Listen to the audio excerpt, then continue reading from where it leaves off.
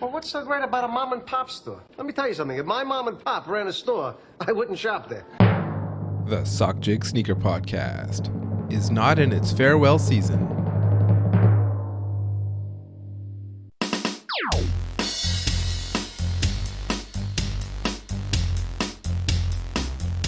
Welcome to episode 59 of the Sockjig Sneaker Podcast. You can follow me on Twitter at Sockjig and on Instagram as well.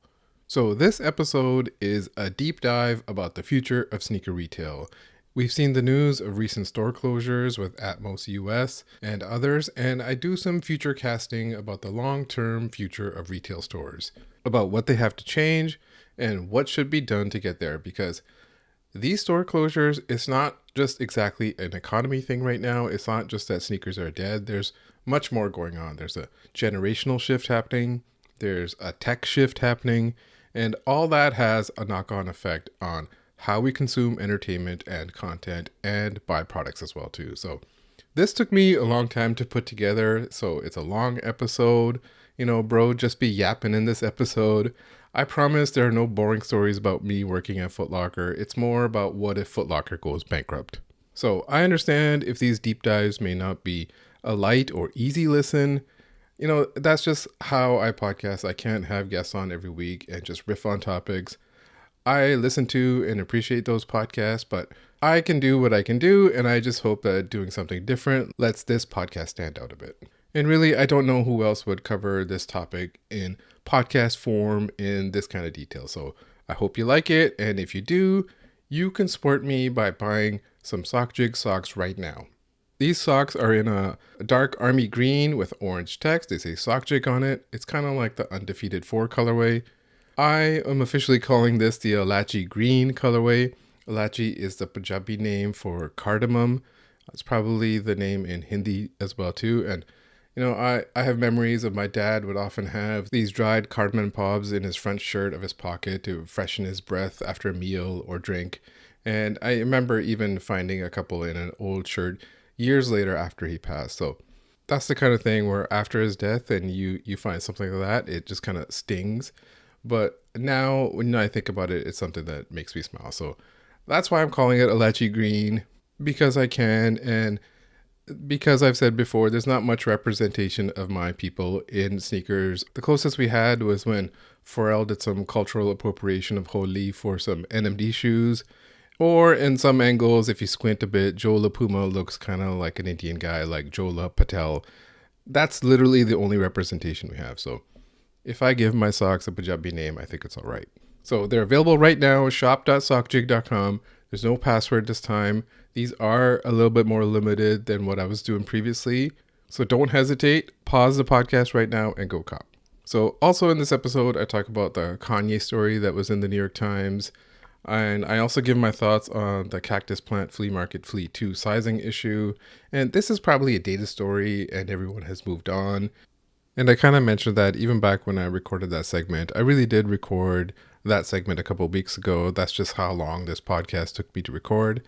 And these intros I do at the very end. And I thought about cutting it entirely, but it kind of ties into the main theme.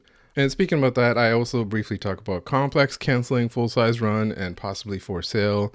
And I don't exactly do a victory lap, but I kind of do. But I'm fair, and even that, like I said, I tie back into the main topic. But first, pickups, skips, and misses. On feet lately, I've been having a rotation of the Baklava New Balance 990 V6, probably my most worn sneaker of the year, probably my favorite sneaker of the year. I've also been wearing still the New Balance Kith 1700 in the red colorway. I mixed in the OG HAL Studios Asics, and then I also been wearing the Ice Studios Gel Keanu 14 as well too. For pickups, I got the CPFM Flea 2. I bought those in a size 11.5. I decided to go down half size, but I still haven't picked them up from my US border spot yet, so I have not tried them on, hoping they fit. And I'll talk about that shoe coming up as well too. In terms of skips, there's been lots of skips. I've skipped the reimagined suede royal ones. I have the leather one, so I don't have any need for the suede one. The satin bread, you know, I'm a size 12 men, so that shoe doesn't even come in my size. I skipped out on the Barcelona Pata Air Max Plus. That's a sneaker I really did like, But just looking at the price and, just thinking, do I need this right now? Probably not. In terms of misses, I did miss out on the Travis Golf Air Jordan 1. Travis Scott and Team Travis are friends of the show, but I did not get blessed with a pair this time like random YouTubers did allegedly, but that's alright. They've looked out for your boy enough. I also missed out on the Carhartt Work in Progress New Balance 990 V6. Like I said, I love the 990 V6 and I would have copped that pair if I could have. I also entered in confirmed app for the Corn Adidas sneaker. I don't know, it's like the Adidas Dunk, I guess. I also tried for the Dusty Olive Dunk on the sneakers app. And I don't know, I guess there was like 65,000 pairs in my size 12 and I did not hit. So I'm chalking that up to my account being cursed. In terms of upcoming sneakers, the biggest one is the Ama Manier Jordan 5. And, it's a nice shoe, but I might just skip out. The other thing I saw is that people start to notice that there's an EQL raffle fee now. And people are clutching their pearls like, I can't believe I got to pay $5 for something that I'm already going to spend $275 on. So I'm sure the YouTubers are doing their performance art right now and very angry about it. But really, it's not that unexpected to me. It's kind of the drug dealer model where the first one is free, the second one's on me, and then the third one, you pay for all three. So that's all they're doing. But hey, the game is the game. If you provide a service, you're going to charge a fee for it. So in the meantime, enjoy the performance art about it.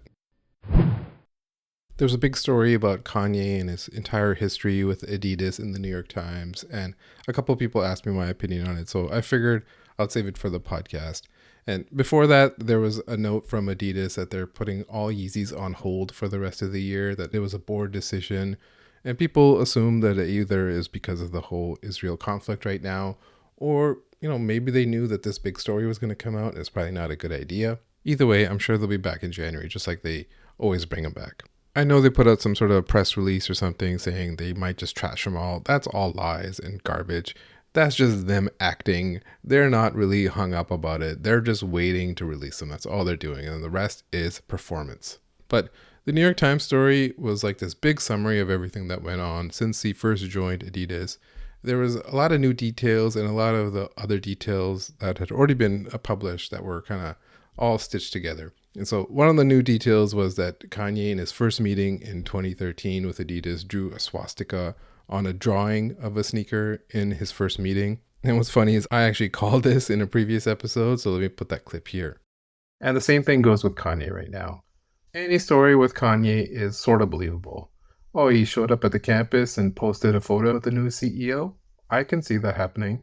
Oh, he made a sample of a shoe with a swastika on it? I can totally see that happening. That was me back in March on this very episode, on the State of the Sneaker Game episode, basically calling it that he would draw a swastika on it. Basically, I was saying like anything is believable from him at this point. And that's kind of what we see in the rest of this New York Times article. The story talks about how he made execs watch porn multiple times way back then. He apparently told Wex to hang a picture of Hitler and kiss it every day to learn unconditional love. And if you read the whole story, it seems like Wex was a source for the story, even though he's not directly quoted.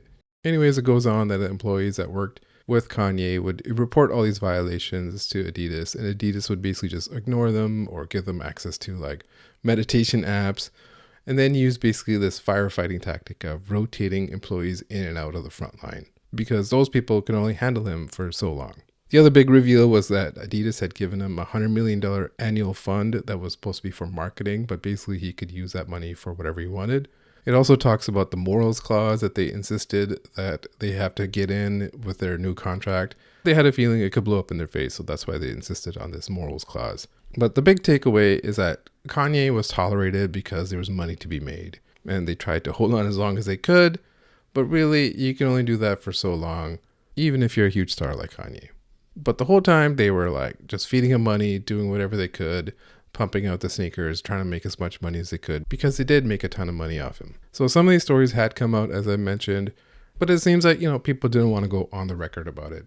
And even when people go on that Complex podcast and they had worked with Kanye before, they mostly say nice things, or they say it in a roundabout way that like, oh, he was a perfectionist and he's very demanding. They didn't say like he was drawing swastikas on shoes in front of your face or telling you to kiss Hitler. So going out there and, talking shit that Kanye was hard to work with and he was an asshole, it's just going to make yourself the target. So why do it? It's no benefit to you. Yes, the truth comes out, but it doesn't help you and it can only hurt you. But when these details are out there anonymously, people are just not going to believe it. And that's what this article was. It was New York Times being New York Times. It seemed fair. Some of it was like the details is what I was interested in and not exactly like how they framed things. Overall, they make him look like an asshole and kind of downplay any of his aura or genius or any of his accomplishments. That seems to be on purpose, but that's just, like I said, how New York Times is. When really, he's probably both. He's probably a genius and an asshole. The asshole part, I don't know. If it's bipolar, if it's just being rich, demanding, genius, all of the above. So when I tweeted out the screenshot from the article about him drawing the swastika on there, I didn't add anything extra. I just said this is what the report said, and he drew a swastika on the shoe. I got a lot of replies from stands like, so, or who cares? And I don't know, man. Like I said, graduation and Twisted Fantasy were good and all, but not enough to condone Nazi shit for me. So, but I'm also at the point now where I don't really care about any of his new music. So I don't really care about what he does or have any desire to wear any of his new sneakers. But if you want to rock with the Graduation album right now, go right ahead. I'm going to start with the Cactus Plant Flea Market Flea 2 sizing issue that came up. I'll go through it chronologically if you weren't paying attention to Twitter these days, and why I don't want to go to war with private selection or anything like that, and why ultimately I think people will look over this kind of stuff. But to take it all back, this all first started when private selection got their very first early pairs and said that they were almost 2 sizes big. That one of the guys, Master Chef Ian, he normally wears a size 13, he said, but in this Flea 2, he had to wear a size 10 and a half, 2.5 sizes down. And these were the first kind of in-hand look that we had. And so I don't know the origin of these very early pairs. So the mystery is these are just pairs that they got early and they said the sizing was way off. And, you know, you take them for their word because Cactus Plant did mess up the sizing allegedly of the Flea 1 of the brownish pair because those pairs had fit too small. And just the thing about these very early pairs, the people who have these early pairs are just people who paid the most. You know, they're not paying retail for them. They're not robbing trains or backdooring themselves, allegedly. Most of the time, they're just the highest bidders. And maybe that comes out of the marketing budget, whatever it is. I don't know, not my world. But getting closer to the actual release, you know, I kept thinking about this and it's like, what logical reason is there that something would fit 2.5 sizes too big? It just didn't make sense. So I put out a tweet and because I hadn't really seen the YouTube videos or anything at that point, and I said, is this some sort of like overshoe that you can put another shoe in it? Because if you look at the tongue, there's like these 2 straps. Really, I just wanted to see if I could get a conversation like that on Twitter because Twitter is different and changed now. You can't really do that. I knew I was probably wrong and people might throw it in my face later. No one really did. But really the underlying question was, I was trying to figure out a logical reason why something would be 2.5 sizes too big. Because it still made no sense. Something was off there.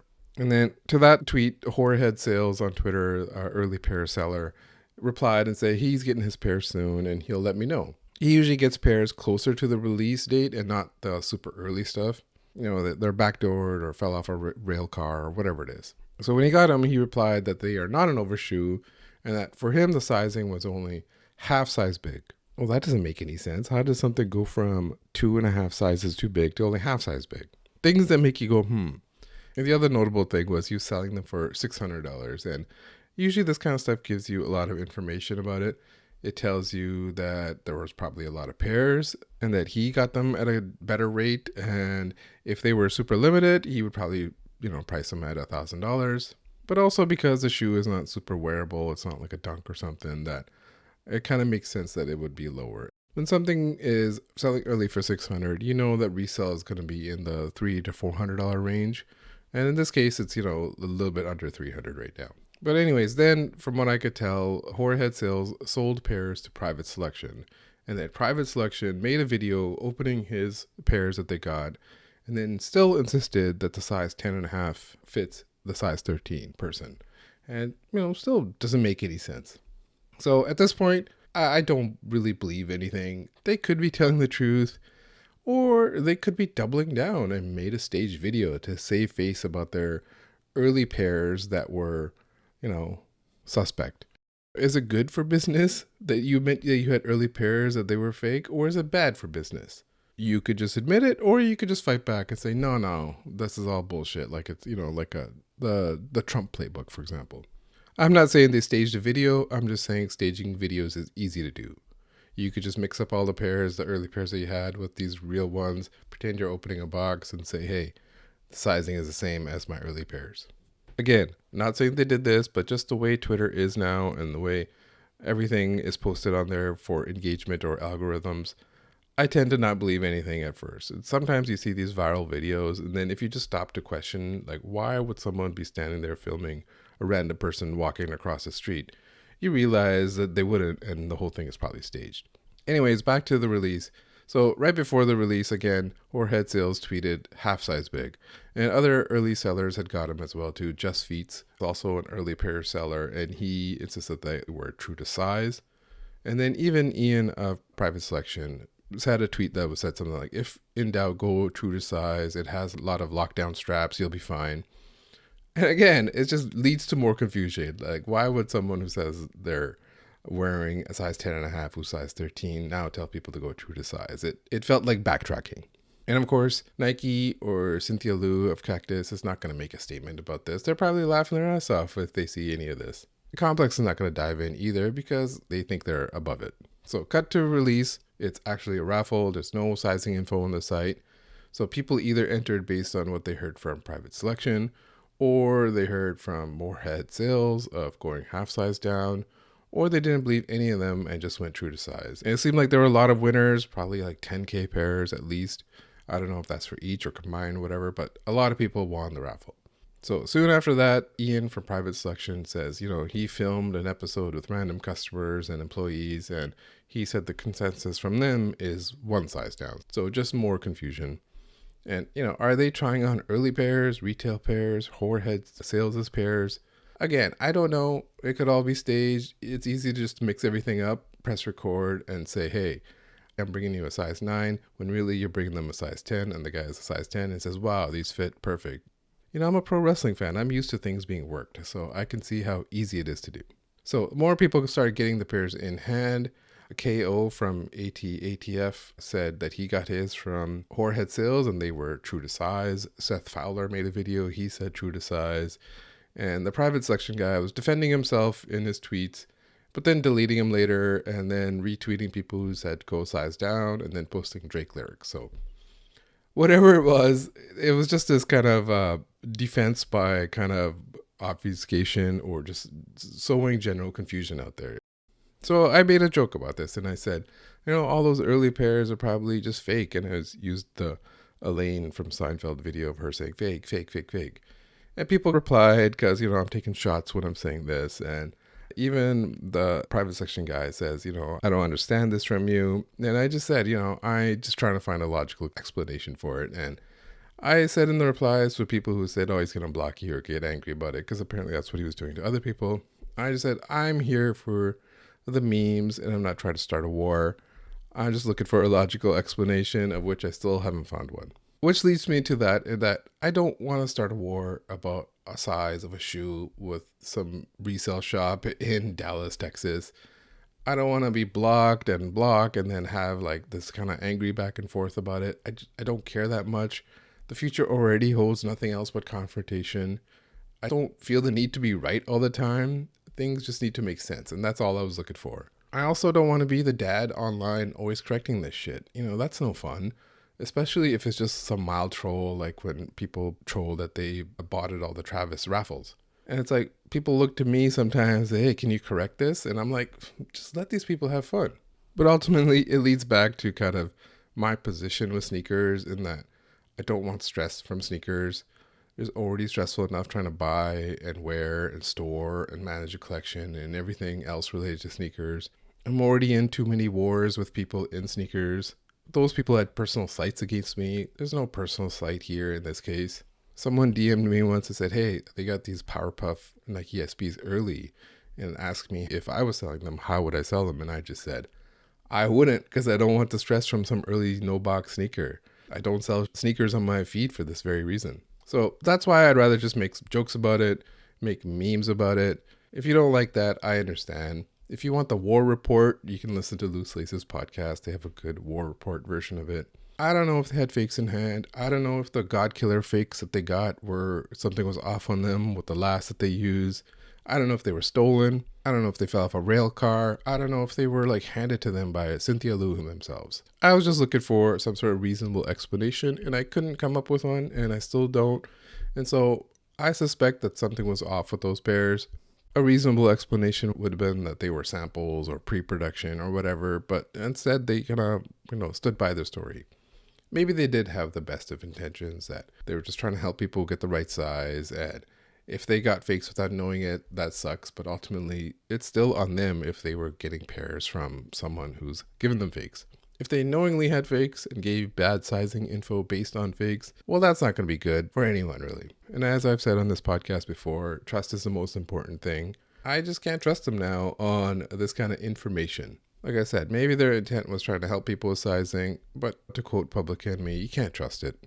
When there's big potential of fakes, as I've said before, you've peed in the pool. Then anything could be fake. You could have 90% real pairs and 10% fake pairs. I'm just going to assume they're all fake because you peed in the pool. And I know they've had issues before. I know they were, apparently right on the black elastic bands on the lobster dunk. But then I was reminded that they had a Union 1 summer of 96 that had teal stitching that was way off, and the laces were in a bag instead of a cardboard box. And I had honestly forgot about it. And I don't want to start a war about a cardboard box or a plastic bag. I just don't care enough about that. This little section of this podcast that I'm doing is the most that I care about it. That's it. And I was thinking about it that, yeah, I did remember that story. And I had kind of forgotten about it and kind of, I guess, looked past it. And that is why ultimately I think nothing's going to happen coming from this. It's not important enough other than for those few days or weeks. People are going to eventually move on because there will be wave after wave of new leaks. Maybe you won't forget about it like I did with that one, and I won't forget about it now because of, strike two, I guess. But in general, they will look past it because ultimately there is a lot of value in first looks in hand, and that's why nothing will happen. With the videos and the photos and the whole deal that they do, this goes for Yankee Kicks and Private Selection and anyone else in the US with early pairs.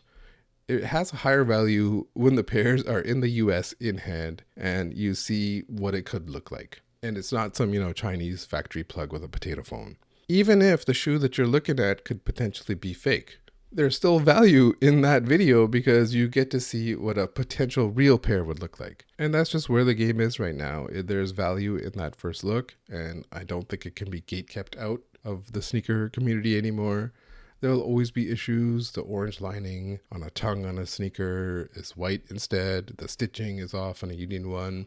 All these early people have had issues showing early pairs and then passing them off as real. But ultimately, people move past it to a certain degree. Sneaker media will still post it and not exactly question it because they're just looking for a post. That's what they care about.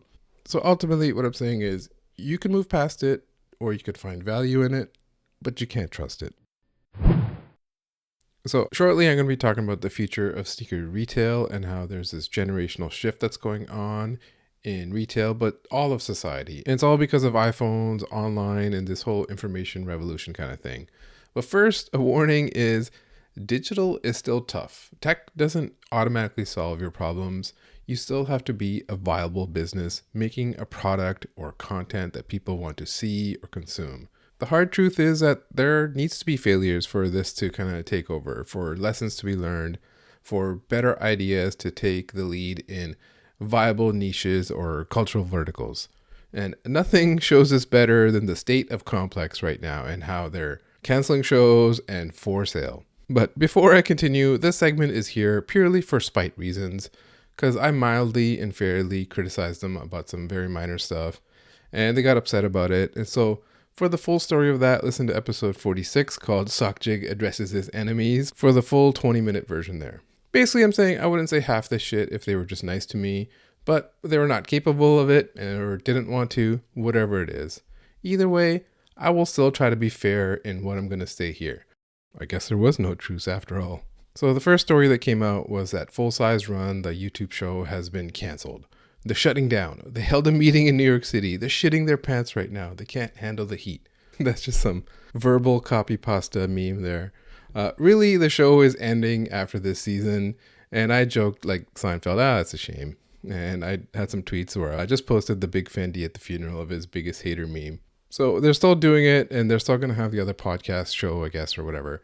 And then the second story that came out after that is that BuzzFeed is selling Complex, or half of what they paid for, potentially to the network app. And if you put two and two together, they're probably shutting down all the unnecessary stuff, get lean before a sale. Again, I got to post my big Fendi at the funeral, biggest hater meme. What's funny about that sale in that article, New York Times article, is that BuzzFeed intends to keep hot ones. Yeah, we want to keep the hottest property, the one all the celebrities want to be on. You guys can go, keep the thing where you talk about Taylor Swift sneakers or whatever. I looked at BuzzFeed's quarterly results like a real hater, and their second quarter results were posted August 8th. Overall, it said they declined 27% compared to the second quarter of 2022. Advertising revenue declined 33%. Content revenue declined 22%. They had a net loss of $27.8 million compared to $23 million the previous year, and that their adjusted EBITDA, I think that's earnings before tax and something, was only $0.1 million. I'm no business major, but that doesn't sound great. Also doesn't sound, I guess, horrible if their adjusted one is only $100,000. But anyways, back to Full Size Run. The reason they gave for their ending was that it was a natural endpoint. We did all we could. There's nothing else to do. I heard all that. I don't believe it. If it was making money, you'd keep doing it. A studio in New York and paying all these people, all that's got to cost a lot. Paying the guests to appear costs money. Yes, they pay the guests to appear on their YouTube show.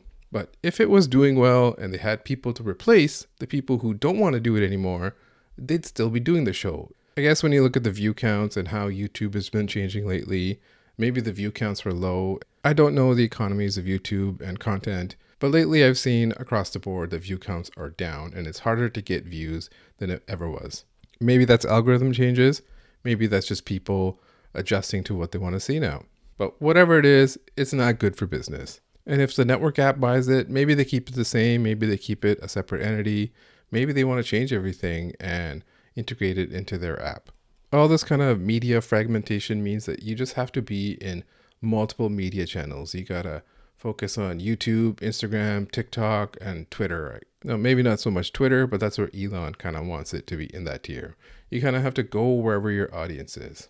So are you good at this, at all those things, at making TikToks with the people that you got? If you're pushing 40 years old, no, the answer is no, you're not going to be good at TikTok. So that's what I've kind of hinted at, that there's this generational shift going on in media consumption of what we want to see. People want to see these celebs and streamers now. Every time I see some streamer on sneaker shopping, I'm like, should I know who this person is? Oh, this streamer Bucklebeak has got 1 million followers or whatever. But I guess young people want to see this kind of stuff. They want to see streamers like Bruce LaBruce and Hustler White pretend to love sneakers for Joe LaPuma. And like I said, do you have the people that you want for this new era that we're going into?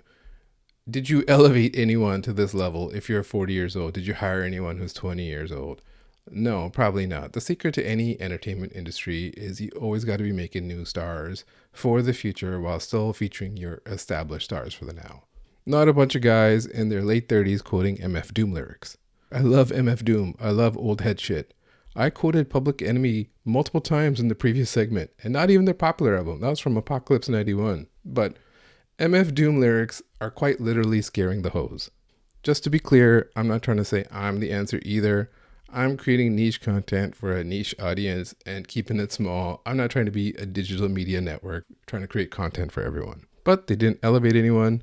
They're not capable of it, or they didn't want to, or they just couldn't afford to. That's the fun part about this criticism, is they would love to do all that stuff, but they got no money to do it. I joke that people want to see streamers on sneaker shopping, but really that's just the answer for now, I guess. That could change tomorrow. But overall, really, I don't think sneakers are big enough for this kind of stuff to have like this huge network. A ton of sneakers are sold every day, but there's just not enough like sneakerheads that love this shit to have a big content network around it, like you can with sports or Hollywood movies and TV shows. You can't have a staff of personalities with writing and podcasts like The Ringer does with sneakers. So they don't. But really, Complex is not supposed to be just sneakers. It's supposed to be music and hip hop and stuff. But all around them, people have created huge verticals around this kind of stuff without them. And really, Complex is meant to be like the answer to MTV, which is old and stale. Complex was digital and online and new and focusing on cultural verticals like sneakers and rap blogs. Complex was quite literally built off the backs of the blog era like Nah Right rap blogs. And then when the Recording Institute went after those rap blogs for posting MP3s, Complex didn't help them at all. They basically abandoned them. They realized, hey, we can make our own shows and not have to share any of this ad revenue with our little network that we have here. So thanks for bootstrapping us, Not Right. So long. Good luck with your battle with the RIAA. So they let all those rap blogs die and didn't help them at all. There's a podcast series called The Blog Era that talks all about this, and one of their episodes goes into full detail about this. And one of the former CEOs of Complex, his name is Rich Antonella. On his Twitter, on his pinned tweet, he's got this history of Complex. And if you read the big thread, like, hip hop is like the 11th thing mentioned. And the Nah Right blog is not named at all. Really, they would not be where they are without them. But anyways, they back then wanted to be the answer to MTV. And now they're MTV with the aging hosts and canceling shows. I'm sure Complex will live and still be around, just like MTV is still around, just a shell of their former selves. And eventually it'll be replaced by something new. And the hard truth is there just needs to be failures. So until then, to the full-size run show, I'll quote Jay Peterman and say, kudos on the job, done. All right, the main topic is about the future of sneaker retail, but really it's kind of about the future of the retail industry as a whole. But as I've been hinting about, it ends up being about kind of the future of everything, of where we're going and how things are changing. Because of this generational shift that's happening with the next generation on what they buy and what they watch and what they consume. And that has like knock-on effects on everything from the fragmentation of media, as I just talked about, both TV and Hollywood. TV ratings are down because people are cutting cable, and even on digital, as I just talked about. So that has further effects on things like how are you marketed to, how is advertising done, and so on. All the way to how we buy sneakers, either in-store or online. So that's what this is about. All this is happening because of tech, because of mobile phones, iPhones, TVs with streaming. You know, I might say corny things like information revolution or whatever, but it's all happening and it's been happening for a while and we're still seeing the effects. So even though it's not sneaker related, a perfect example of this is what's going on with Disney. And what happened to newspapers with the digital everything is happening to them right now. They were making big money off of bundled cable like ESPN, just like wheelbarrows full of money from a perfect system that they had. So back then when they were making all this money, they realized, hey, there's this online thing called Netflix. We can just give them all our movies and TV shows and make extra money without having to do anything. So they got even more money from that. But really, they were creating this behemoth, which became this huge competitor to them of Netflix. They did not realize where things were going, and they just treated this online thing as like an add-on that just gave them extra cash. They eventually realized that shit, people are cutting cable, and Netflix is getting bigger, and we got to do something. We got to create our own. And so that's when they started Disney Plus, probably way too late, but still, when you start late in the game, you have to sink a lot of money in it. And that's what they're doing now, is they're finding out that streaming is this giant money pit just to get started, just to have the shows that you need and the content that people want to watch. So at the same time as they're pouring money into their Disney Plus online streaming thing, people are cutting cable on the perfect system that they originally had with the ESPN, and so they're losing money that way. So it's like Hollywood drove its own business model off a cliff. And all that happened because of Netflix, because of TVs that have streaming, because of iPhones, because of iPads, all that kind of stuff. This digital stuff upended music and newspapers long ago, and it's upending TV and movies and the whole Hollywood system right now. And it's also upending the classic brick-and-mortar retail system. And that's what this episode is about how this shift to online and digital is a transformational change and how retail needs to see this and not just treat it like an add-on, but treat it as the main thing going forward. But retail's not alone. They need the sneaker brands' help to do this. Just think about like how many new sneaker retail stores are there right now that are opening. Sure, you see the ones that got consolidated and bought out by like JD Sports and stuff, like Undefeated is opening a new store in New York and things like that. but you do not see brand new, net new sneaker boutiques opening up anymore. Even big box, you won't see that anymore either, because that is also slowly declining. Maybe not slowly, maybe it's rapidly declining. Would you want to open a mall right now? No, of course not. Or if you were starting a brand, sneakers are hard because you need a lot of capital to get started. But say like a clothing brand or something, would you try to get that brand into existing sneaker retail stores right away? Or would you go direct to consumer online first? Of course, you'd go to direct to consumer online first because that's just way easier to do right now. So everything I said, like all that stuff that's happening, this transformational change, it's all reducing the power of these established brands and retailers and the sneaker boutiques as well too. So that's what this episode is about. It's exploring why and how we got here and what could be done to fix it potentially. And of course, I'll be focusing on sneaker brands and sneaker retail because this is a sneaker podcast. So some of this is just research I did online and a couple books that I read. One is a book called Retail Therapy by Mark Pilkington. And another one is called The Secret Life of Groceries by Benjamin Lohr, which is about the grocery industry and not about sneakers really at all. But the other big disclaimer is that I'm just a guy with a podcast. These are just my thoughts. I don't work at retail. I'm not a retail consultant.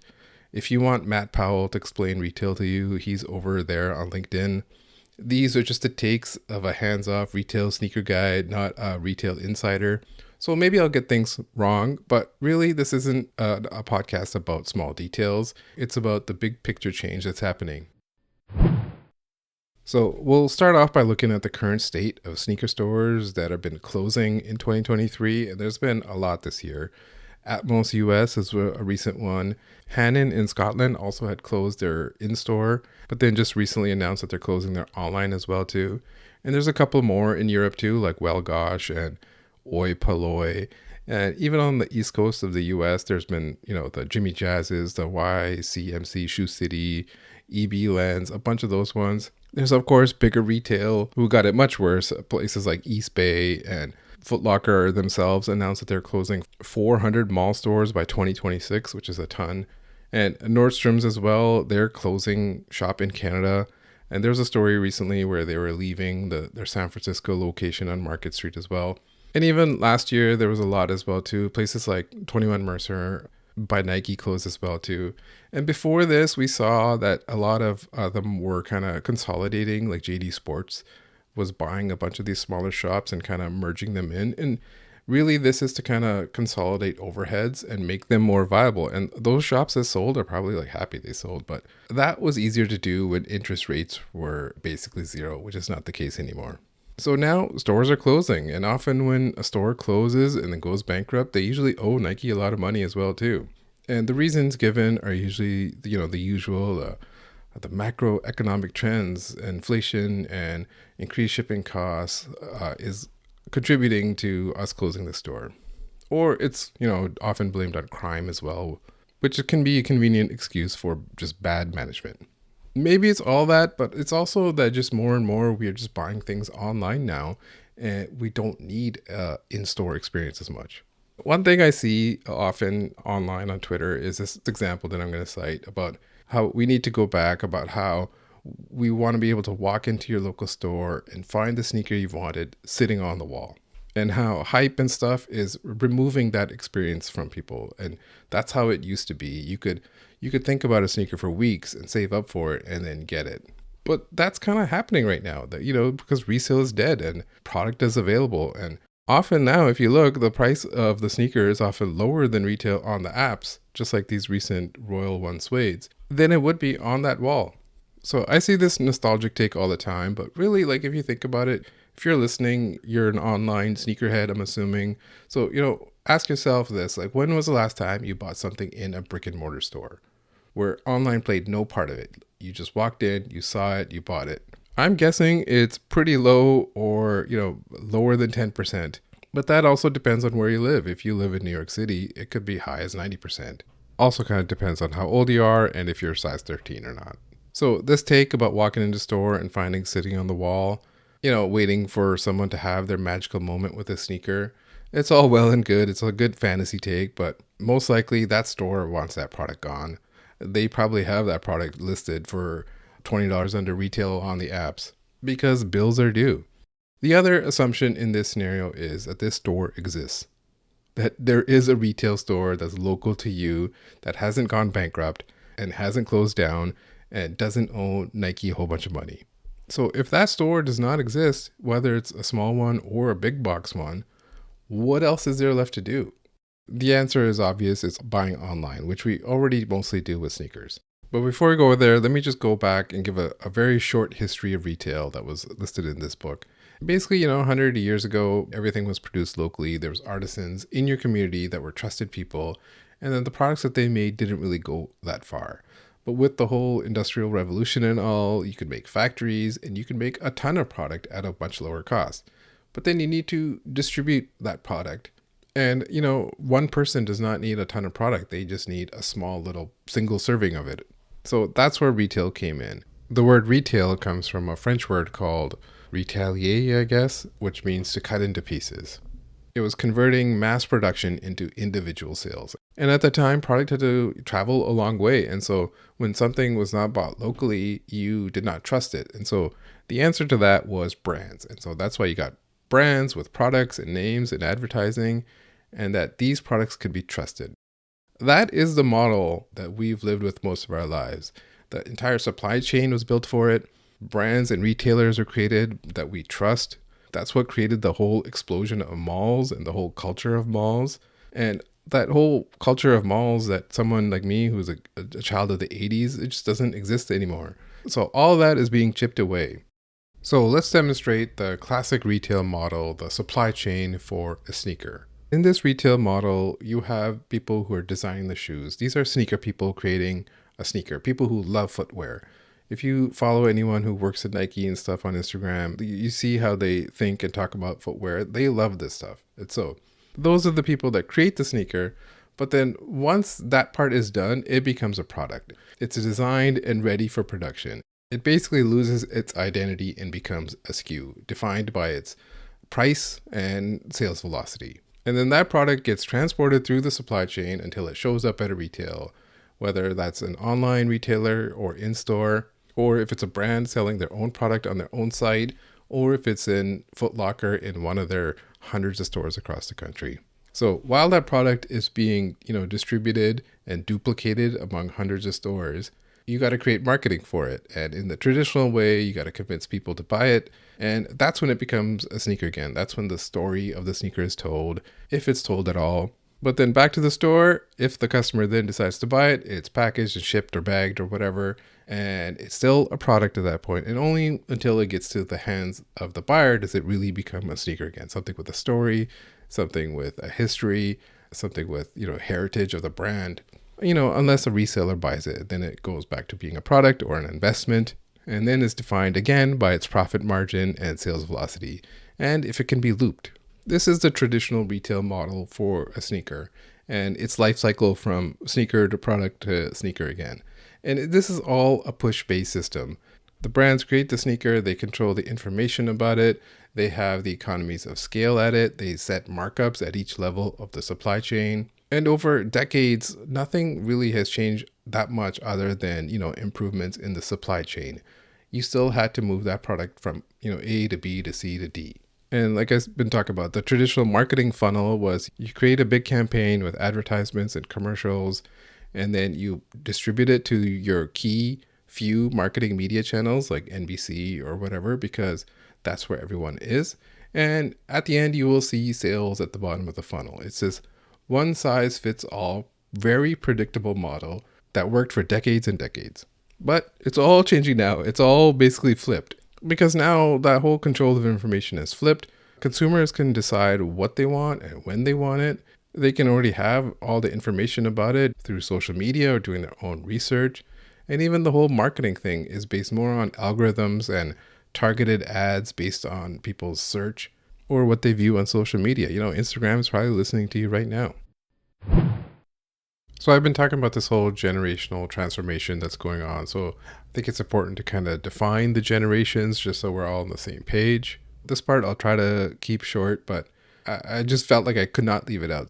Also, I'm going to leave out the whole, this generation is lazy kind of stuff. And that's because when any generation gets old, it says that about the next generation, that they're all lazy and don't want to work. So Boomers are basically described as anyone born between 1946 to 1965. Gen X, which I'm in, the late end of Gen X, is from 66 to 1980. And then millennials are 80 to 95. And then Gen Z is basically everything after 96 to 2015, I guess. So everyone's already heard, about how millennials and Gen Z is different, about how they're more cautious and worried about the future. And if you just see how the last, 5-6 years have been, you understand it. It's impossible to buy a house. What were you doing in 2009? You should have been buying a house instead of being in grade 2. So they can't buy a house, and the prices of all the houses are all up because interest rates were so low for so long, and now they're super high. And so they're doing things like postponing marriages and spending it on things and travel and experiences. But, they are going through a lot, much more than I had to at that age. I mention all that because it has implication on spending patterns and what we consume. There's this theory that there's this impending implosion of consumption, of media consumption, that TV ratings are down, that movie box office is down, that record sales are down, just because we have more things to do now. And the theory is called this peak stuff theory, that we've basically been exhausted as a consumer of product and marketing, that we're going to go the opposite way. We're no longer going to be consumerism, that we're going to just keep buying and acquiring and consuming, that we're going to spend it on other things. And, sneakerheads, we kind of battle with this all the time, just based on how much space we have to store all our sneakers, that maybe we have too many sneakers, that I have this urge to purge sneakers. But we do peak consumerism, really. We acquire stuff just to acquire stuff sometimes. Any sneakerhead that has dead stock sneakers knows what I'm talking about. But this peak stuff theory says that, people are going to come back from that they're going to want to buy less and do more. Even Tom Sachs said that on the bottom of one of his boxes, own less, do more. He wrote that on one of his, big GR products, the general shoe, and then stood there in his tidy whities and yelled at an assistant about it. But we also see this with the whole vintage thing and thrifting and apps like Grailed and Depop and Mercari and all this kind of reuse kind of stuff. And obviously people who are younger are going to be more into that than people like me even. So this generational shift is happening to online no matter what. And I know I keep saying that, and I know I'm stating the obvious, but even big companies like Disney were slow to react, and now they're kind of fucked. And of course, malls and big box retailers, they were slow to react too. They just kept building stores when they should have, saw the writing on the wall. So I'll talk about that next, the decline of retailers. So as I said, that vision that people have, this noble vision of walking into your store and buying the product on the wall, it has a lot of assumptions built into it, that you'll be able to walk into your local store, whether it's big or small, in person, that's in a part of the city that you can get to easily, and that store is open and thriving. And yes, I'm sure there are sneaker stores that are open and thriving, probably the ones that have been around for a long time already or owned by bigger conglomerates like JD Sports. But others, as we talked about at the open, have been closing down. When a store closes down, the simple answer is costs are high and profits are low. That's why businesses close down. As I've talked about or put on the sock, the business plan is buy low, sell high. Like I talked about earlier, in retail, there's high fixed costs. There's heavy investments in the construction.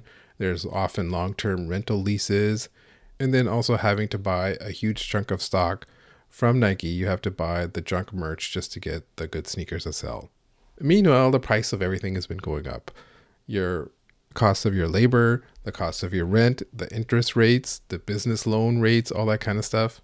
And really, like I talked about, that 30 to 40% of the money you make just goes to this kind of fixed cost of a retail, that any sales decline of say 10, 15%, and that's enough to basically remove all your profit margins out, and the whole thing topples over. In this book, I was reading about when American Eagle was trying to sell itself, and the sale fell through because they had too many stores in too many malls that don't make any money. So the cost to close down all those stores and kind of make it smaller and leaner was just too high to make it worth it to buy it. Same thing goes with Foot Locker right now. Would someone want to buy Foot Locker and have all these stores in hundreds of malls that are all going downhill? No, that's why it's way more likely that they would either go bankrupt or get bought out by someone for dirt cheap. So having this expanded retail presence just makes it even harder to sell. So like, I don't see why anyone would want to do that now. And basically that's how the business investment community treats it as well too. Like I said, who's going to be investing in malls or big retailers with a ton of stores? They're going to be doing the opposite. They're going to be investing in brands that are direct to consumer, that are smaller, that are leaner. Because the internet has basically made the value proposition of these big malls and everything just less relevant. That's why no one goes to them anymore. But also, younger people don't see the malls as something that they want to do. They don't want to hang out at a mall like their parents did. We also see this decline of the downtown core of, in San Francisco, there's a Market Street. And when I started going to San Francisco like 8 years ago, that street was booming. There was lots of shops there open, but now it's like basically a ghost town. And I know everyone blames it on like the homeless and things like that. And I know when big stores like, Nordstrom leave, places like that, that's where the blame falls on. I'm not saying these retail stores all need a handout from the government either, but they also shouldn't take all these kind of retail cores for granted, because once those stores leave, it's basically the town center or that main street, whatever it is not the same. It's going to be replaced by what is viable in retail right now, which are like vape stores, dollar stores, or services like nails and tanning or waxing or whatever. And so, I'm not a city planner or anything. I don't have the answers for what they should do. I'm just saying about where the blame goes. But, blame is plenty to go around. There's just big societal changes going on as well, too, as I've talked about this.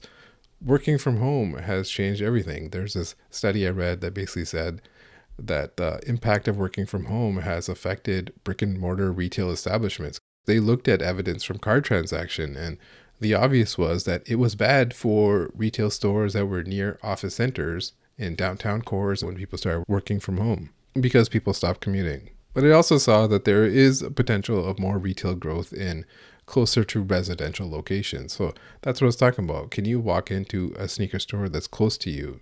Or do you have to drive 1 hour to go to the downtown one? There's all kinds of other changes of what, consumers want from a brand as well too. Does the brand have something to say? Does it have an identity? Like I said, is it, your parents' thing or is it your thing? There's a thing about people over brands, and that's why you have these persona-based brands like Kith or Sporty and Rich and even ALD or Jound. People talk about how cool Bape was when Nigo was there and how now it's not because it's, owned by some corporation. But all those, they still have to be a good business.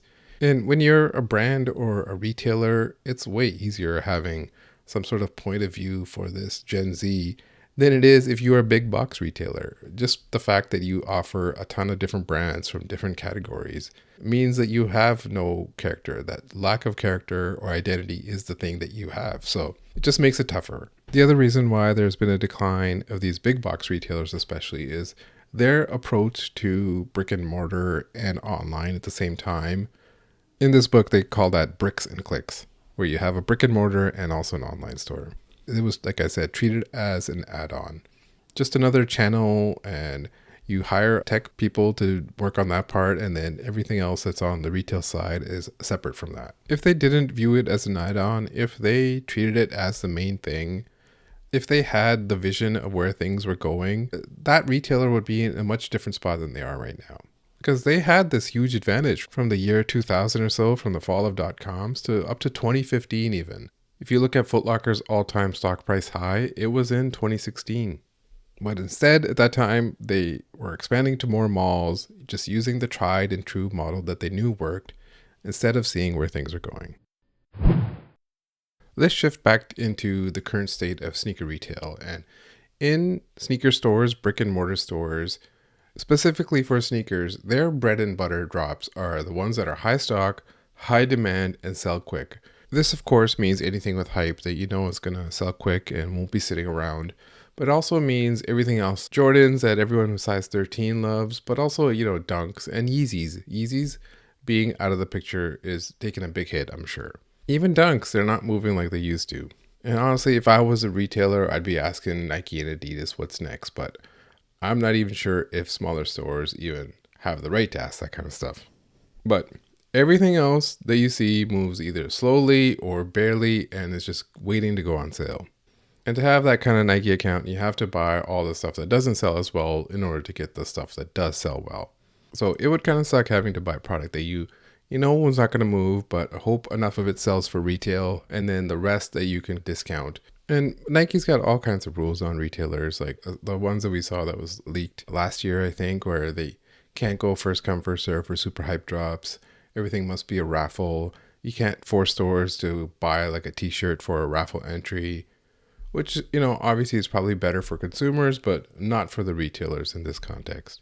But back to the sneaker, back to a store having a bunch of bricks.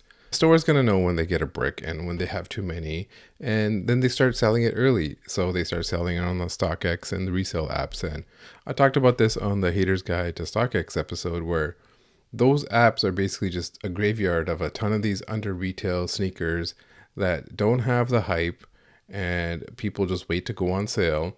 And those retailers can list it on there because they paid wholesale price. And so, people often blame these sales on the apps as resellers that didn't know what they were doing and are now taking a loss, because it's easy to blame resellers for this kind of stuff. When really it's either the retailers or it's people with stolen pairs that got it for free. Because the sheer volume that we're seeing just doesn't make sense that a bunch of Mickey Mouse resellers are all colluding to do this. So it's most likely those retailers are selling it early, or they're liquidating it to someone who does it for them. But you can't move everything early, and whatever else you have, often it's a race to be the first to discount, without getting your hand slapped by Nike because it's one of their rules. We saw this just recently with the Royal One suede that just came out, and day one there was already discounts because probably meant there was a ton of them and Nike wouldn't say anything about it. But for other cases, if they wanted to do discounts on new releases, there's ways to do unadvertised discounts.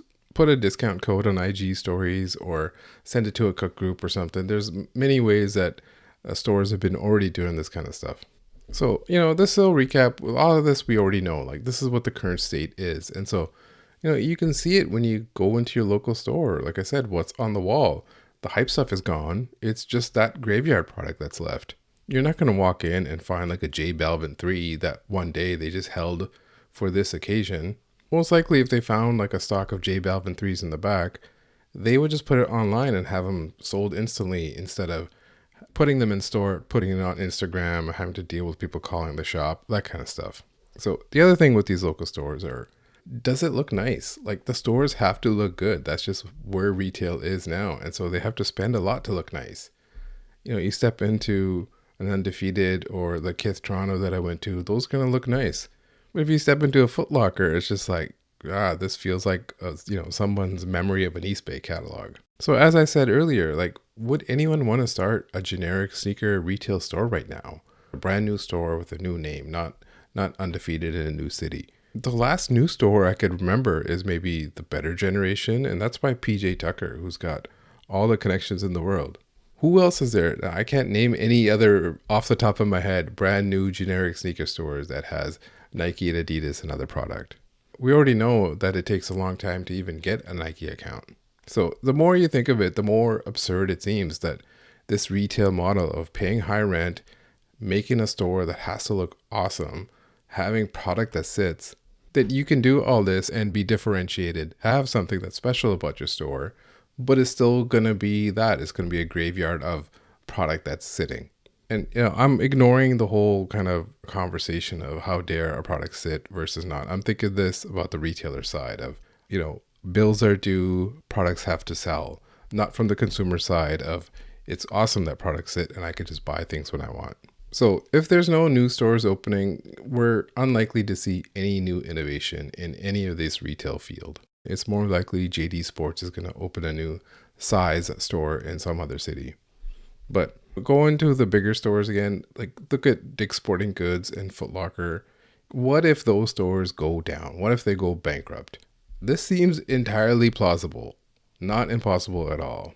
Foot Locker already plans on closing 400 stores by 2026 and all of it in malls.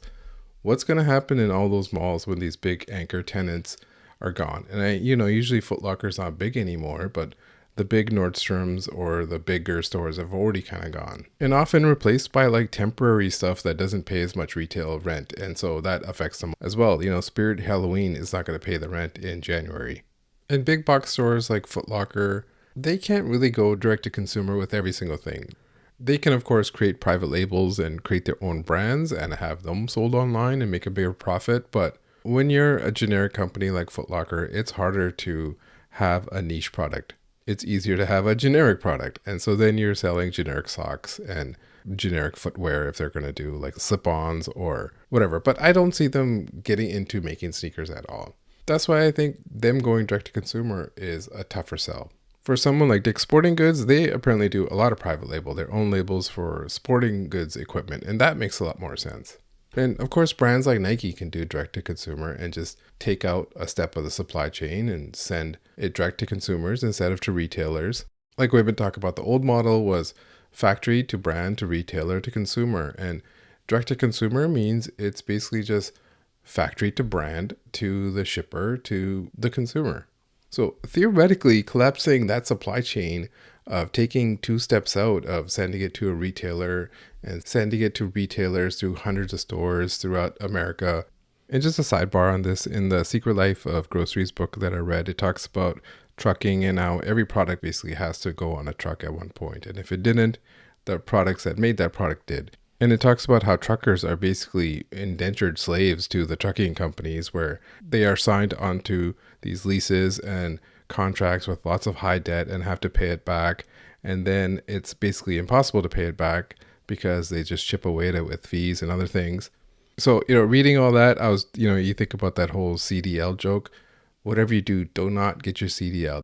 If you become a trucker, they own you. So do not get your CDL. Use it for meme purposes only. But back to my point, so theoretically, if you take these steps out of the supply chain, sending it to hundreds of stores across the country, that should theoretically reduce the price because those savings should be passed on to the consumer.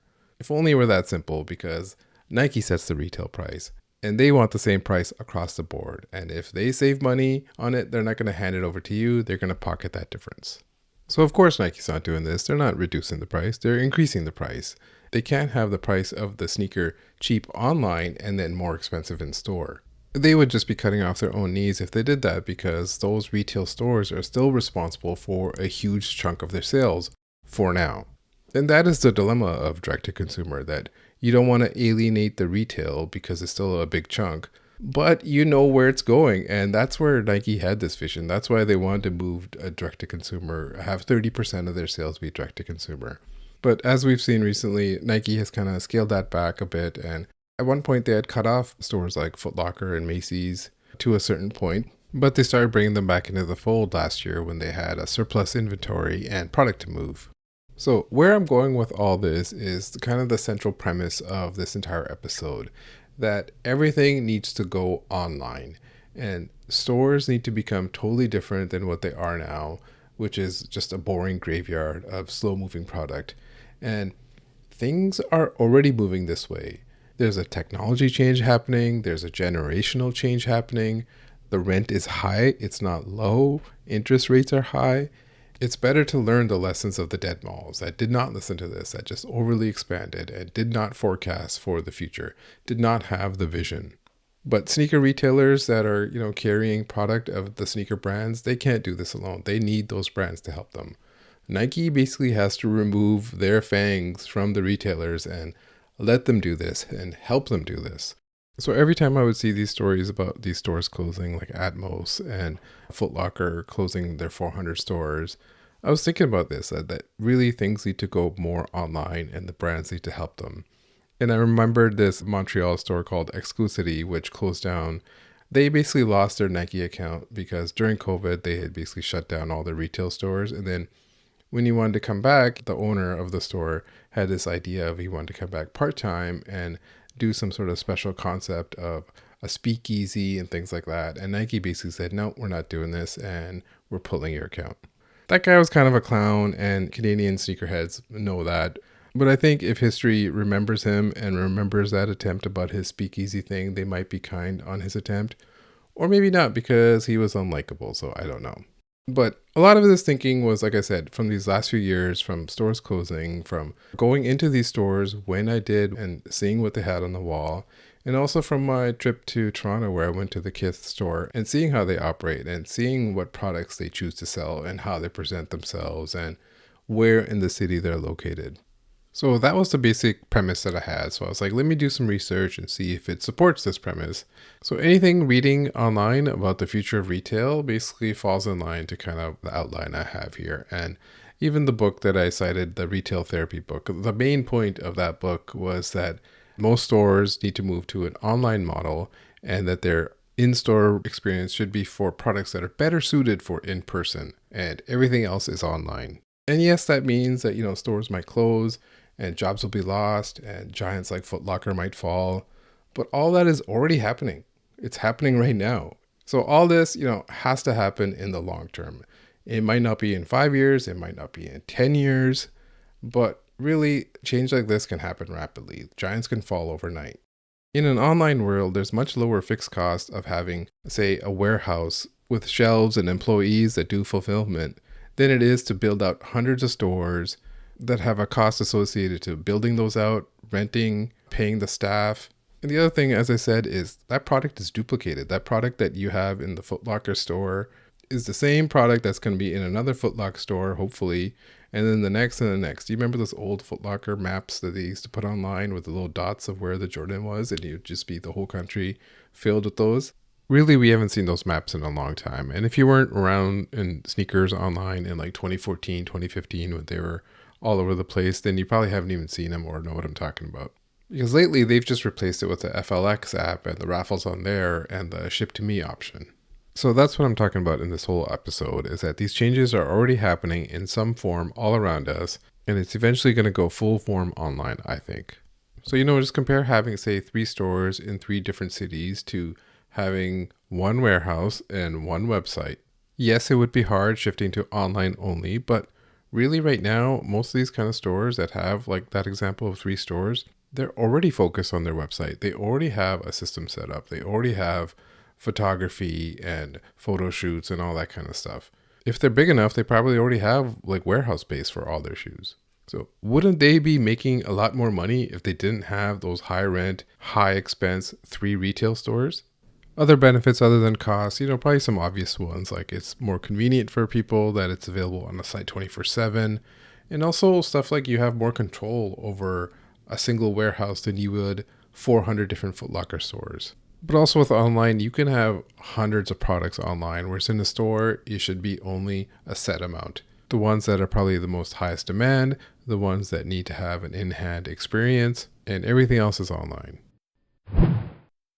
All right, I've talked about it a little bit, but what really can these retailers do to save themselves? And I will talk about what Nike can do to help them a little bit later, but the in-store retail experience has to focus on what in-store does really well, and everything else has to go online. They have to focus on simplicity and focus on the specific subset of products that are better suited for in-store, the in-demand, high-velocity, high-margin products. In that groceries book that I read, they talk about the founder of Trader Joe's, and he would calculate everything that has the highest value relative to its size. He would take out like a measuring tape and like measure what would go on the shelf, what would make the most profit that was the smallest item. And he would not let any loss leaders be on the store because you're literally losing money on those items. So that's how Trader Joe's was able to do this mix of being specialty and discount at the same time. He was always looking for inefficiencies and where they can improve. So for these future lean stores, that's where customers can come in, and that's where the product that should be on the shelf should be product where humans have to make a judgment on that product, where they need to see it, evaluate it, get sold on it, whatever it is. That makes sense for an in-store retail experience. If it's just socks or t-shirts or whatever that don't require any extra thought, all it requires is a size guide, then that should just all go online. So specifically for sneakers, that means where customers get to try them on, try them out. And for sneakerheads, that's not really a thing that we do right now anyways, for a hype product at least. That's more for the consumer that just wants a shoe for the next 6 months to 1 year. But there's so many more other things that stores could be trying to do. More immersive experiences, more pop-ups, more launch parties, more collabs with local artists, just anything experimental. Go do something that others are not doing. So the problem is when you send everything online, then you need to incentivize the average consumer to buy things online. And that's where the bridge is, that you want to create loyal customers that are both in person, in store, and online. And usually that means you got to create a program where both in store and online are connected. And this is already happening. Look at the McDonald's app, look at the Kith app, that in store you can just show them a QR code and it can tie in your purchase from online and in store. Whereas if I went to Undefeated right now, it would not do that. So this is where technology could help. Shopify, I think, could help in this regard. They really should create a rewards program and bake it into the platform instead of having it piecemeal or a script or whatever it is right now. And if you do that, you basically have to create a mobile app. And so this is where you got to transition from a retail brick and mortar company to basically a tech company with a warehouse. I know it's easier for me to say than for those people to actually do that. And that's why I'm just kind of a hands-off retail guy.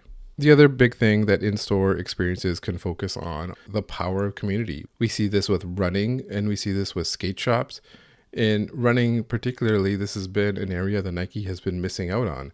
There's an article by Matthew Kish in the Oregonian about this whole thing, about how Nike used to sponsor local running, but has kind of lost out in that market to Brooks and Hoka and other up-and-comers. And this is what happens, when you become too big, you eventually want to pull out of local.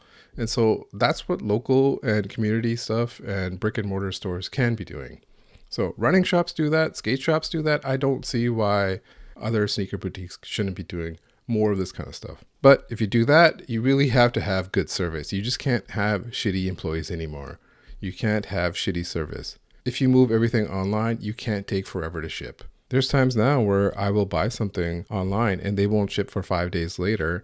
And then I have to wait a whole week for it to get from the East Coast to the West Coast. If there was more people online and there was more options to buy that item, I would buy it from a closer place. And we see this with these hype drops as well too, where you end up paying the $25 or $20 flat rate for shipping. And we assume $25 means that it's expedited, that it'll be processed fast and shipped in an express service. But really, it's just like a high charging flat rate fee. And if everything goes online, they of course got to have better handling of returns. And maybe they can't handle returns at a certain point for some product. But if this is the way things are going, then you better have a better handle on a return policy. If not for sneakers, then at least for your own brand. And that's the other thing. Every store basically has to create their own private label, their own direct-to-consumer private label brand. As I've been talking about, that takes out unnecessary steps of the supply chain. You get to sell it yourself and you get to make more money off of it.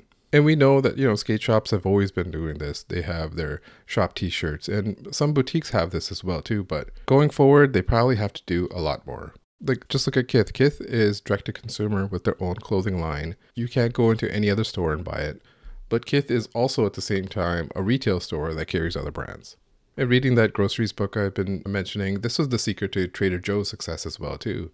They realized that they could make much more money off of things like that. And there's a story in there where they wanted to get peanut butter, and that was one of the items where it was really hard to get the margins down on peanut butter. So the guy asked around and asked if some peanut butter could be made out of almonds. And it turns out that is what invented almond butter. Trader Joe's invented almond butter because they were just looking for a way to make more profit. But as I said, sneaker boutiques need to do this as well too. And we saw that there's been mixed results. We saw that Ama Manier has a t-shirt for $200 while at the same time selling an airship that's like $140 or $150. And it's going to be hard for sneaker boutiques to make their own sneakers. That's kind of too expensive. But like I said, they got to be more exciting than a t-shirt. Guilting people to support your local is not going to be enough. I mentioned it previously, but collabs with local artists or the sports stars in your city, something's hyper local about your city. Every city's got something very specific about it. But this is the tough biz. This is all going to be hard work. You got to go from a retail mindset to now you got to become a tech company. And now you also got to be a fashion company with deep product knowledge. But if you just think about everything that I've laid out here, there's really no other way than doing this. The other big change is marketing. And I think for sneaker boutiques and sneaker retail, this is already kind of known. The classic marketing model is no longer viable. You can't just have a commercial on TV and that's going to lead to sales. Maybe for Nike, but even Nike is not doing that. They rarely do it. Really, Nike and these big sneaker companies, they often just rely on the shoe or us online as sneakerheads and other people to be brand advocates and do the marketing for them. Yes, I know Nike spends a lot of money on demand creation, but that's probably for average consumers and not for sneakerheads. And, I know people want to go back to how marketing and commercials used to be. Like, these 90s commercials were awesome and we need to get back to that, but there's no going back. And, there's a certain level of fandom that you get to when you have strong views on how companies should be doing marketing. And you see this with Marvel fans and super fans, whoever. When you get super hyper into a product, you are then invested in how the company does marketing. But marketing has changed fundamentally. It's all online now. It's all algorithms now. When Facebook could do whatever they wanted, they had the super hyper localized targeted campaigns that worked great for some stores if they knew what they were doing. They could say, I want to sell these ads on Facebook to this set of group of people. A dad in his 30s who's into sporting equipment will love this size 13 sneaker that I have. But Apple killed all that. They changed the rules on Apple, and so then Facebook had to change their rules. So, I'm a tech guy. I'm not exactly a marketing guy, but I just think sneaker retailers' marketing has to become more than just a mailing list and Instagram and whatever display that's on the front. Like, they have to get into the full kind of brand theater. They got to tell their story. They have to have a reason for existing. You have to dig deep into the culture and history of your store or your brand for what is unique about you. And if there's nothing unique about you, then you are a generic store and you have less reason to exist in the future than you do now.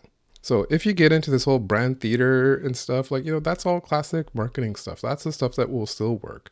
You have to make the customer feel like they belong. You can't be cynical. People will see through cynicism. And that's why shitty employees shouldn't last. And that's why only stores with good stories and good culture and good heritage should last. And if they don't have that, they should be creating it.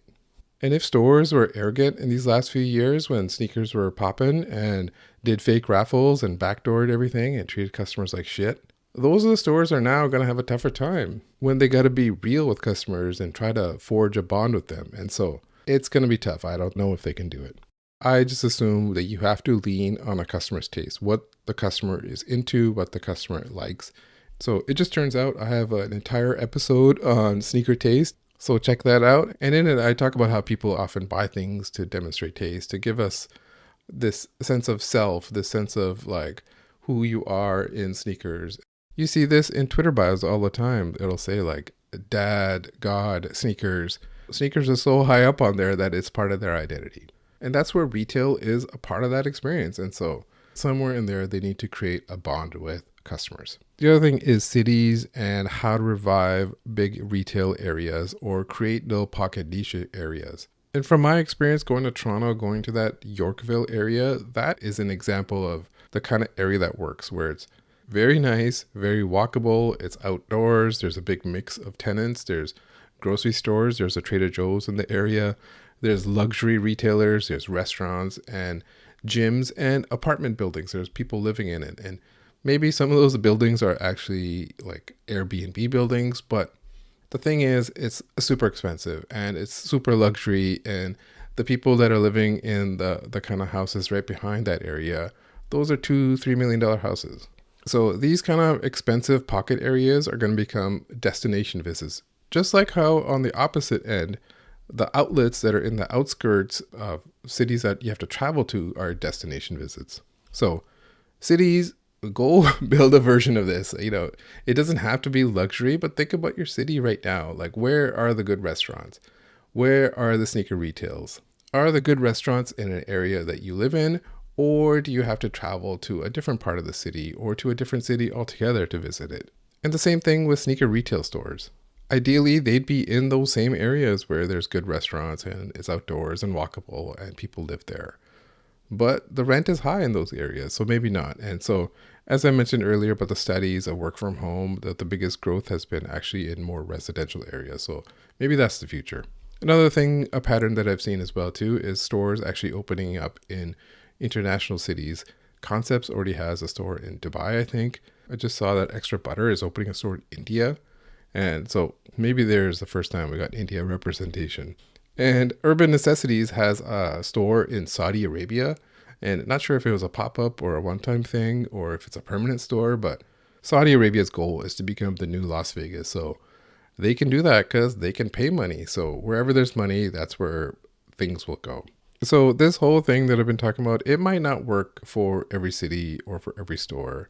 I know like in Canada, for example, it just does not have the economies of scale for a lot of these types of stores to work. So a lot of big retail stores, for example, just skip Canada altogether just because it's such a wide area geographically with a smaller population. But that's where online would still work in this sense, even if shipping is still high.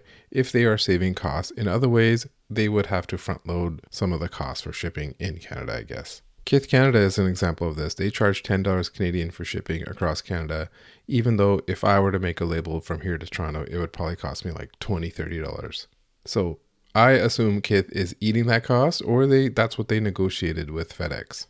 And other things of moving online, yes, it's going to be lots of like tech issues, like botting, for example, would be back. So yes, if everything is online, it will bring back the bots. And I guess the way to counter that would be VIP programs and EQL and raffles and stuff like that. But if everything was online, there would just be a more incentive, not only for botters to go back online, but for tech and other people to jump in and solve this problem, like I said, for retailers. Right now, there's only like 5 online hype drops a year, and only Shopify really handles it. Like, who else are you going to get to do a big drop like Union does? The other thing is loss of jobs. So in e-commerce, employment is in warehouses and in the tech sector for it, and it doesn't require the same number of jobs as a big retail store will. So it's not going to compensate for the loss of all these stores. And the other big thing would be rural places. The loss of these Foot Locker stores in all these small towns is going to hurt. So again, I don't have the answers for that. I'm not this kind of big vision government person either. But already, governments don't do enough to protect retail jobs. They're more likely to protect the coal mine that has way fewer people working in it. But that's for them to figure out. City planning for the future should be on them. Like where are things going? They have to have the vision as well. But looking at brands and retailers that do this right, I was looking at the big box retailers and I can't think of any that are doing it right. Nordstrom, Foot Locker, Dick's Sporting Goods, they've all been struggling. So maybe none of them. I don't know who will survive in America. But the medium level stores, there's a bunch of those that have been doing it right. Like Lululemon or Aritzia and even Essence. They have an app, but they have VIP. Their store is a lean store. You can't just walk in there buy. You have to make an appointment and you have to tell them what 10 items that you want to try on and they will pick those out for you and you go do that. The other stores are often direct-to-consumer brands and especially persona-based brands like I talked about. Follow this person and their style and they will tell you what to wear. That's Ronnie Fike's thing. That's probably ALD's thing, I guess, as well too. Even Sporty and Rich. They were direct-to-consumer and now opened a store in New York City. And in that store, they focus on things that you can't do online, like serve bone broth and coffee enemas, I assume. And really, streetwear brands have this figured out for the most part as well too. Chrome Hearts, I guess, they have the whole lean store thing. Supreme is probably a way better example. This huge brand that has in-store, but probably the majority of their business is online. And they probably don't focus on great customer service or great employees, but that's just the world that Skate is in. Other brands like Gallery Department, I guess, that you see those t-shirts around all over the place. So there are these small direct-to-consumer type of brands that are doing it well. The point is, future brands and stores that they eventually create will have this pattern and not be the generic store without a story or a big box retailer. So this big idea of moving to primarily online, I'm not sure sneaker retailers can even do this right now. I'm not sure Nike would allow it. Yes, maybe they can do lean stores that are open on regular hours, but I'm not sure Nike is going to be a big fan of if they are closing up multiple locations and then assuming all that stock goes to that store for them to put it online. And as examples I give, I'm not sure how many of these kind of stores really exist. There's Essence and not many other, but Essence does more than sneakers. They do high fashion as well too. So, that is one option, is not to be overly reliant on Nike. If you're opening up a store just to sell a Nike product, I'm not sure you're going to have this huge future ahead of you. Really, like I talked about, these kind of independent small sneaker stores have to go into niches. They have to go into Japanese fashion or golf or high fashion. Just no room for the generic sneaker store when anyone can just buy online, probably for a cheaper price. There are some things that Nike does for stores, like these neighborhood drops, like the natural gray Jordan 1 Low that's only available in stores and not on sneakers, and that shadow one with the X's all over it. I forgot the name of it now. And even SBs at one point were skate shop only, but now this year it's basically everything was skate shop and Nike sneakers app as well too, except for the Crenshaw Skate Club one. So if things are going to be online only, I think they got to make it a bit more exclusive for the particular store. And Adidas has been doing this recently with the unheard of grandma sneaker. There's Shake MJ is going to have one as well too. So maybe they're doing like a tour of different stores. So more of that. Give them more exclusives. It doesn't have to be a collab. It could be a regional thing. Something like that to partner with the stores to make them feel welcome and not just only do it for the bigger stores. And Adidas has been doing this recently with Unheard Of based in Cincinnati with their grandma sneaker, a very personal story from the founder of that store. And that's what I'm talking about. We should let these stores tell their personal stories, let them do some brand theater. They had an awesome installation with that grandma's couch and everything, and had people there, had a pop-up, had an event. Basically, more of this kind of stuff needs to be done in the future. And I know Adidas seems to be doing this with a bunch of more stores. I know Shake MJ has one coming up soon with his store Clicks. So maybe they're doing a tour or something. So more of that, give them more collabs, give them more exclusives, give them regional exclusives, whatever it is. But overall, they need to have more support for all of these kind of retailers. Their neighborhood retailers or small retailers, the big ones. They got to be in the community again.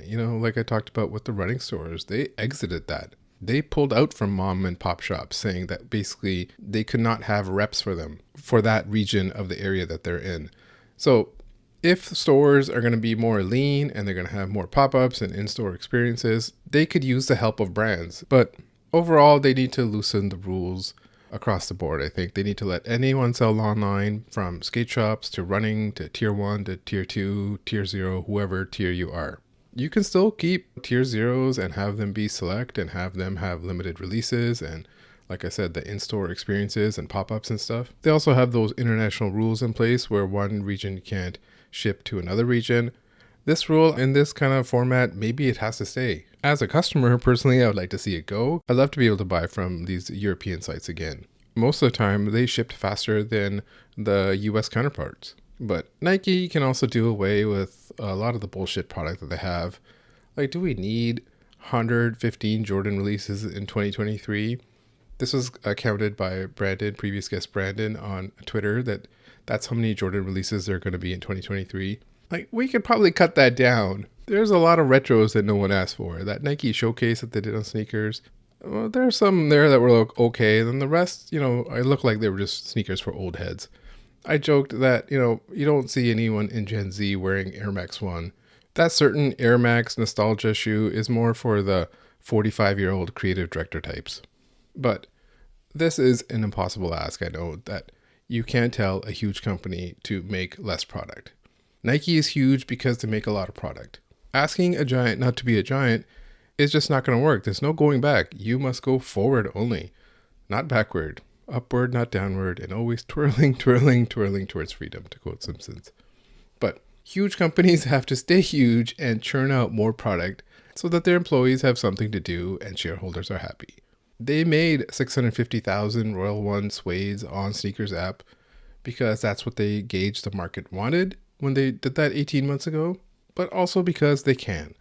New Balance can't do something like that. Adidas probably could, but who wants 650,000 of anything in Adidas right now? But this loosening of the rules, there's no real reason for Nike to do this right now because it's not exactly viable, as I said. These stores still account for a huge chunk of their sales and these stores are still around. But as I've been saying, this classic retail model won't be around forever. Anything new that's coming out, brands and stuff, they're more direct to consumer. Stores are closing. Brand new sneaker retail stores are not opening. So I know I've been going long. So to kind of summarize the whole episode, Retail stores got to shift to putting everything online. They need to have the vision of seeing where things are going in the next 10 years, 15 years, 20 years. And making stores leaner and smaller and focus on the stuff that works well for in-store that online can't do is the way to go. And then everything else online. So saying all this, it's almost like we have to go full circle back to sites like Karma Loop, which kicked off this whole online streetwear and sneaker scene. We got to go back. But for regular customers, for retail customers, you have to incentivize them to go online for their generic product, the ones that don't require any kind of judgment or touch and feel. And you could do this with loyalty apps and VIP. And theoretically, in this scenario, if this happened, prices would drop. But in practicality, I doubt it would. Nike would just pocket the differences. Most direct-to-consumer brands would pocket the difference. But if we did go online, we would probably see more new and innovative things from retailers. And like I said, I'm not sure how long these smaller independent stores can survive. If they didn't already get bought up or consolidated, if they're generic, I'm not sure that they could survive. They either got to go niche, like I said, running, skate, Japanese fashion, golf, whatever. They got to have private label. They got to have tech. They got to have something unique about them that sets them apart from the rest. Just being your local shop is not going to be enough going forward. And Nike knew all this. They knew that undifferentiated retail would not survive. They helped kill off the mom and pop shops when they started that one initiative and closed off all these smaller retail generic stores. And those DTC goals are still there. So, really the question is, does Nike mind if these retail brick and mortars all close down? Of course they'd mind right now. They'd see a big chunk of their sales. But what about in the future? What is the landscape going to look like then? Eventually it's going to get to a point where they probably don't mind if a lot of these smaller shops go under.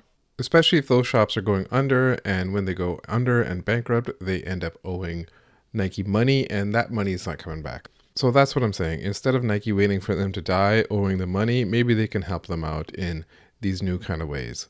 Because this whole generational shift and digital transformation stuff I've been talking about is going to happen no matter what. Someone who's 10 right now, how are they going to buy a sneaker when they're 25? So I'm curious if brick and mortar retailers have thought about this. I'm curious if they are capable of this. They probably are capable of this, but just don't have the capital for it. If I was one, I'd welcome a buyer or investor in a heartbeat. But the interest rate says that's not happening. So maybe that means other strategic alternatives or whatever would they call it, mergers or acquisitions and consolidation. But honestly, if I was a sneaker retailer, I would feel a lot of doom right now. They are operating on thin profit margins, and if that margin went away, they couldn't do business. They'd have to shut down, and the whole thing would topple. So I'm wondering what their 5-year plan is, what their 10-year plan is. I'm sure they have some ideas, and if they didn't, they hopefully got something from this podcast, some sort of starting point. But really, the point of this episode was not for retailers to have an answer and a 10-year action plan.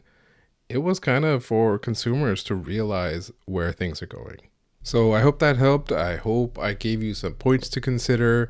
I hope you enjoyed this episode. It took me a long time to do, so let me know what you think, and let me know what you think I may have gotten wrong, and let me know what you think I got right. But if you did enjoy the episode, please go buy some socks from me. It's available right now on shop.sockjig.com. I'd appreciate it very much.